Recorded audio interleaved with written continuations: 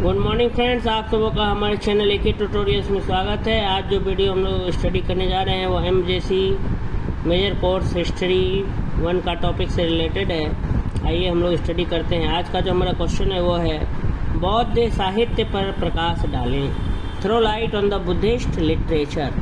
बौद्ध साहित्य के बारे में हमको पढ़ना है, बुद्धिस्ट लिटरेचर के बारे में पढ़ना है। अगर साधन के रूप में बौद्ध साहित्य का किसी भी स्थिति में कम महत्व तो नहीं। अगर हम साधन के रूप में समझें तो बौद्ध साहित्य का किसी भी स्थिति में कम महत्व नहीं है। बौद्ध साहित्य में प्रथम स्थान जातकों का है। इनमें बुद्ध के पूर्व जन्म की गाथाएं कह रहा है कि अगर इतिहास के बारे में पढ़ना है तो बौद्ध साहित्य भी एक क्या है, साधन है। बौद्ध साहित्य के माध्यम से भी हमें इतिहास की जानकारी प्राप्त होती है। तो वही कह रहा है कि साधन के रूप में बौद्ध साहित्य किसी भी स्थिति में कम महत्व नहीं, मैंने इसका भी बहुत अधिक महत्व है। बौद्ध साहित्य का बहुत ज़्यादा क्या है, सिग्निफिकेंस है, इम्पोर्टेंस है। बौद्ध साहित्य में प्रथम स्थान जातकों का है। बौद्ध साहित्य अगर बुद्धिस्ट लिटरेचर की बात करें तो उसमें पहला स्थान जातकों का है।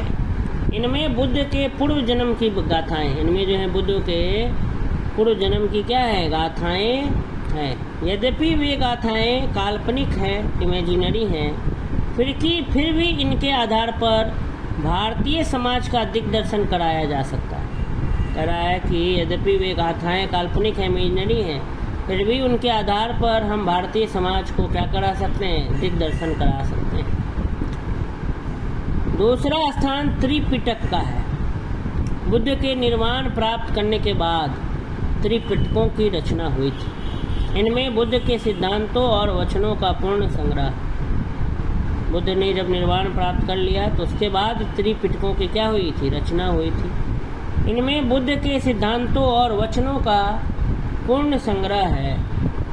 त्रिपिटक 3 है। पहला सुत्त पिटक, इनमें बुद्ध के धार्मिक विचार और वचनों का संग्रह है। दूसरा अभिधम्म पिटक, इसमें वैदांतिक सिद्धांतों का संग्रह है। और तीसरा विनय पिटक, इसमें मठ के नियमों का उल्लेख।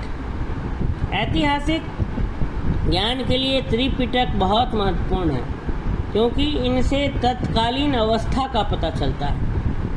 लंका के महाकाव्यों का इस दृष्टिकोण से बहुत महत्व है।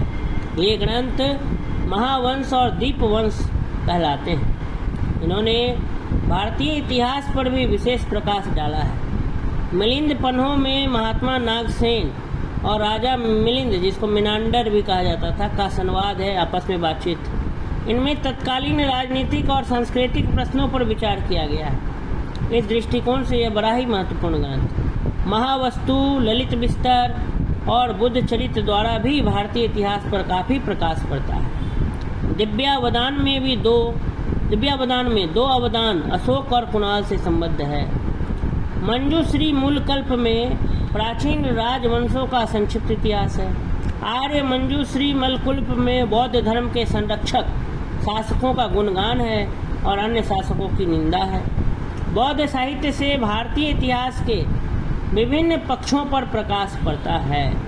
बुद्ध की मृत्यु के बाद शीघ्र ही राजगृह से महाकश्यप ने 400 भिक्षुओं की एक संगीति आयोजित की थी।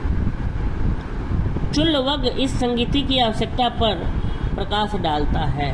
वैशाली में आयोजित द्वितीय बौद्ध संगीति की चर्चा भी चुल्लवग पुस्तक में है।